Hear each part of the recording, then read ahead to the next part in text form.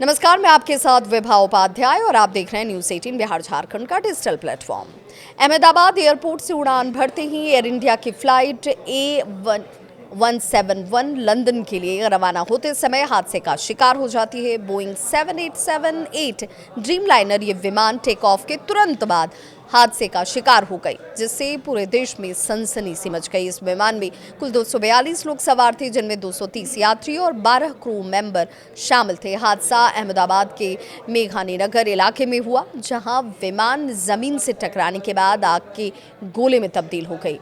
ये भी कहा गया कि फ्लाइट बोइंग 7878 ड्रीमलाइनर, जिसे VTANB विमान भी कहा जाता है, दोपहर 1:38 का वक्त था जब अहमदाबाद एयरपोर्ट के रनवे से जो उनका रनवे है 23, उससे टेक ऑफ करता है और 1 मिनट से भी कम के समय में ये टेक ऑफ के तुरंत बाद हादसे का शिकार हो गया। ATS को मिडे कॉल दी जाती है, लेकिन इसके बाद उसका संपर्क जो है वो पूरी तरह से खत्म हो जाता है। चश्मदीद की बात करें तो विमान जो है हवा में असंतुलित नजर आया और कुछ ही सेकंड में एयरपोर्ट की सीमा के बाहर एक घनी आबादी वाले इलाके में जाकर क्रैश हो गया।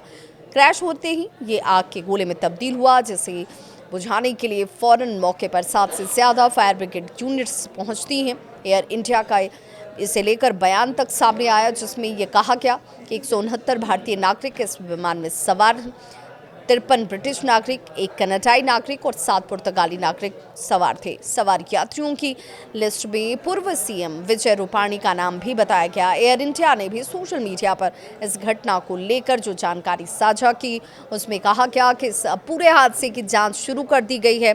घटना के बाद पूरे इलाके में अफरा तफरी का माहौल देखा गया। जिस बिल्डिंग से जाकर ये विमान सीधे तौर पर टकराती है, वहाँ पर स्टूडेंट्स, मेडिकल के स्टूडेंट्स जो हैं, वो इंटर्नशिप करने वाले स्टूडेंट्स जो हैं वो रह रहे थे। डॉक्टर्स की मौजूदगी थी और इसीलिए रिहायशी इलाके में गिरने की वजह से यहाँ पर भी कैजुअल्टीज़ हुई। पुलिस और प्रशासन की टीमें तुरंत मौके पर पहुँचती। फायर ब्रिगेड, NDRF, आपातकालीन सेवाओं को राहत और बचाव के कार्य में लगाया गया। गृह मंत्रालय ने इसे लेकर बड़ी जानकारी दी और कहा कि गांधीनगर से 2 टीम NDRF की मौके पर भेजी गई, जिसमें 90 जवान तैनात थे। इस बीच गृह मंत्री अमित शाह भी गुजरात के लिए रवाना हो गए। मुख्यमंत्री भूपेंद्र पटेल और अहमदाबाद के पुलिस कमिश्नर से उनकी बातचीत हुई और पूरे घटनाक्रम पर उन्होंने जानकारी भी ली। हर संभव मदद का भरोसा दिलाया गया। मुख्यमंत्री भूपेंद्र पटेल ने भी घटना पर दुख जाहिर किया और अधिकारियों को तत्काल राहत और बचाव कार्य शुरू करने के निर्देश दिए। उन्होंने घायलों को अस्पताल पहुंचाने के लिए ग्रीन कॉरिडोर बनाने का आदेश भी दिया। एयर इंडिया की ओर से कंपनी चेयरमैन चंद्रशेखरन ने आधिकारिक बयान जारी किया, जिसमें उन्होंने दुर्घटना पर दुख जाहिर किया और कहा कि हम इस हादसे को और इससे प्रभावित लोगों को हर संभव सहायता देंगे।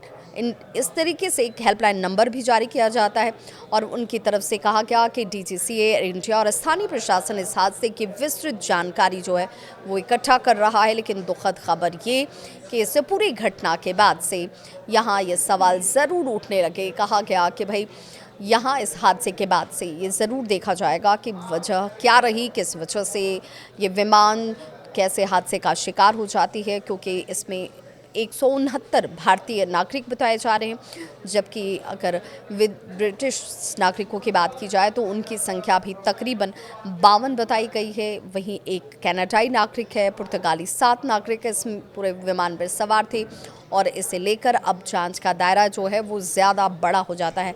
ब्लैक बॉक्स पर अब सबकी निगाहें टिकी हैं। इसी ब्लैक बॉक्स के ज़रिए हादसे को लेकर क्या कुछ आखिर उस मिनट में हुआ, जब कुछ सेकंड में कहिए, क्योंकि 1 मिनट से पहले ही ये हादसे का शिकार हो गई, तो कुछ सेकंड में क्या कुछ हुआ ब्लैक बॉक्स के ज़रिए ही ये जनता के सामने, देश के सामने और दुनिया के सामने आ पाएगा। लेकिन अब इस पर एक बार फिर से गहन चिंतन का दौर ज़रूर शुरू हो गया है कि यात्री ये विमान जिसे सेफ यात्रा के तौर पर लोग देख रहे थे, इससे बड़ी उम्मीदों के साथ लोगों ने अपनों को इस विमान में बिठाया था, वो कैसे चंद सेकंड में हादसे का शिकार हो गई और इतने लोगों की जान, अब तक जो जानकारी सामने आई है 220 लोगों के मौत के आंकड़े सामने आ चुके हैं और आम लोगों के कैजुअल्टी की संख्या अब इस वक्त कितनी है इसे भी देखा जा रहा है, लेकिन कोशिश ये की जा रही है कि ज़्यादा से ज़्यादा लोग की जान को बचाया जा सके।